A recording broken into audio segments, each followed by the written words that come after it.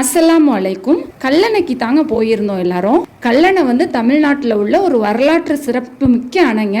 இந்த அணை காவேரி ஆற்றின் குறுக்கே கிபி 2ஆம் நூற்றாண்டுல கரிகால சோழனால கட்டப்பட்டுச்சுங்க. கல்லணை அணை உலகில பழமையான நீர்ப்பாசன திட்டங்கள்ல ஒன்றா இருக்குது. இந்த அணை இன்னும் பயன்பாட்டில் இருக்குதுங்க.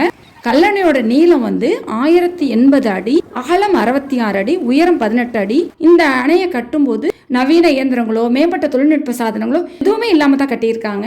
கரிகால சோழன் இந்த கல்லணையை கட்டியதன் முக்கிய நோக்கமே காவேரி நீரை தஞ்சாவூர் டெல்டா பகுதிக்கு திருப்பி விடுவதற்காகத்தான். 1839ஆம் ஆண்டுல தான் கல்லணை மீது ஒரு பாலம் கட்டப்பட்டிருக்குது.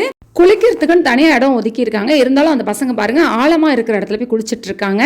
கல்லணை நீர்ப்பாசனத்திற்கு முக்கிய பங்களிப்பு கொடுக்குது. இந்த பகுதியில் வாழக்கூடிய மக்களோட பொருளாதார வளர்ச்சிக்கு பெரிதும் உதவி செய்யுதுங்க. ஐஸ் வண்டியில ஐஸ் வாங்கி சாப்பிட்டு ரொம்ப நாள் ஆச்சு. ரோஸ் மில்க் ஐஸ்மே நான் வாங்கிக்கிட்டேன். பசங்களுமே குல்ஃபி, சேமியா ஐஸ் அதெல்லாம் வாங்கி சாப்பிட்டாங்க.